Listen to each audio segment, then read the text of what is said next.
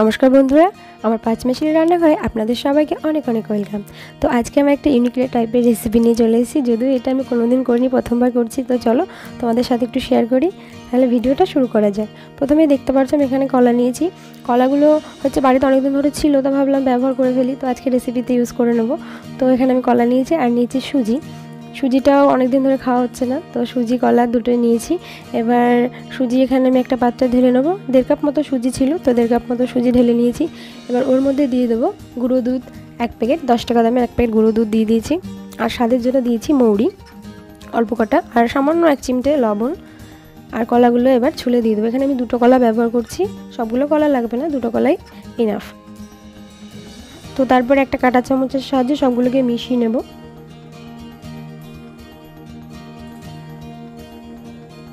তারপরে দিয়ে দেবো চিনি, 1 টেবিল চামচ চিনি দিয়েছি। চিনি দিয়ে এবার হাত দিয়ে মেখে নেবো, কেননা কাঁটা চামচের সাহায্যে সবটা ভালো করে মিশবে না, তার জন্য হাত দিয়ে বেশ ভালো করে মেখে নিতে হবে। তো তারপরে আমি এখানে 1 কাপ মতো আটা নিয়েছি। সেই আটাটা কিন্তু একটু একটু করে দিয়ে মাখতে হবে, সবগুলো একসাথে দিলে কিন্তু হবে না। তো আমি এখানে একটু একটু করে আটা দিয়েছি আর মেখে নিয়েছি। বেশ সুন্দর করে ব্যাটারটা তৈরি করে নিয়েছি। খুব একটা যে পাতলা তাও হবে না, আবার খুব যে মোটা এবং শক্ত সেরকম হবে না। আর ওর মধ্যে দিয়েছি সাদা তেল। সাদা তেল দিলে পরে হাত থেকে ছেড়ে যাবে, তো আঠালো ভাবটা একটু কম হবে। আঠালো ভাবের পরিমাণটা একটু বেশি হয়, তো তার জন্য একটু সাদা তেল ব্যবহার করতে হবে। তো আমার হয়ে গেছে। তারপরে আমি হাতে একটু সাদা তেল মেখে এবার ডোগুলো তৈরি করে নেব।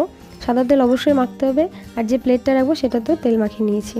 এখানে আমি ডোনাটের আকার, মানে ডোনাট যেরকম হয় না, তো সেই টাইপের শেপটা করার চেষ্টা করেছি। তো সেরকমভাবে আমি নিচ্ছি, আপনারা চাইলে অন্যরকমভাবে শেপটা করতে পারেন, কিন্তু এইভাবে দেখতেও ভালো লাগে।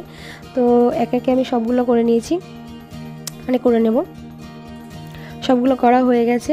তো এদিকে আমি এখন তৈরি করে নেব শিরা, মানে যার ভেতর আমি ওগুলো ভেজাবো। তো শিরা তৈরি করার জন্য এখানে আমি 2 কাপ মতো জল নিয়েছি। 2 কাপ জলে আমি এখানে 2.5 কাপ, ছোটো কাপের 2.5 কাপ চিনি নিলাম। আর নিয়ে নেবো 2টো এলাচ। সবগুলো দিয়ে বেশ খানিকক্ষণ ফোটাতে হবে, যতক্ষণ না পর্যন্ত মানে মিশ্রণ ওই চিনিটা গলে গিয়ে একটু আঠালো ভাব তৈরি হবে।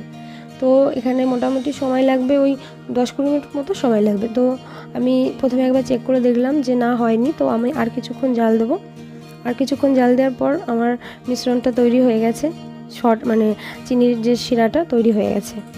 তো তারপরে আমি এবার ওই ডোনাটের শেপ করা আকারগুলো ভেজে নেব। তো তার জন্য আমি এখানে সাদা তেল ব্যবহার করছি। কড়াইতে সাদা তেল গরম করে একে একে সবগুলো দিয়ে দেবো। তেলটা যখন কড়াইতে দেবো তখন খুব ভালো করে গরম করে তারপরে গ্যাসের ফ্লেমটাকে একদম আস্তে করে ভাজতে হবে, একটু লাল লাল করে ভেজে নিতে হবে। বেশ সুন্দর করে, দেখতে পাচ্ছ কি সুন্দর লাগছে। তো এবার আমার ভাজা হয়ে গেছে, আমি তুলে ফেলবো। তো 1 পর্ব ভাজা হয়ে গেছে, সেটা আমি চিনির শিরাতে ভিজিয়ে নিচ্ছি। গরম গরম অবস্থায় ভেজালে কিন্তু রসটা বেশ ভালো ঢোকে।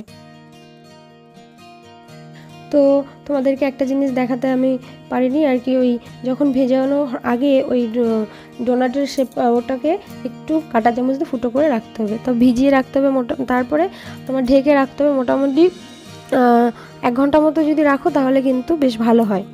তো তারপরে তৈরি হয়ে যাবে আজকের আমার রেসিপি, একটি সুস্বাদু মিষ্টি। যদিও আমি এর নামটা জানি না, তোমরা প্লিজ কমেন্ট করে বলো আমি এর নাম কী রাখবো। আমি এই রেসিপির কোনো নাম রাখতে পারিনি, তোমরাই বলো কমেন্ট করে। যাই হোক, তারপরে আমি একটা পাত্রে ঢেলে একটু ডেকোরেশন করে নিচ্ছি। তো এই ছিল আমার ভিডিও। যদি ভালো লাগে লাইক কমেন্ট শেয়ার করে পাশে থেকো। এখনকার মতো টাটা। আর দেখে নাও লাস্টে সৌম্য কী করেছে।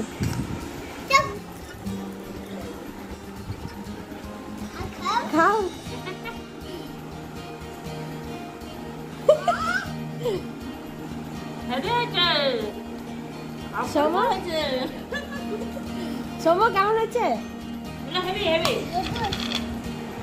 ভালো লাগছে?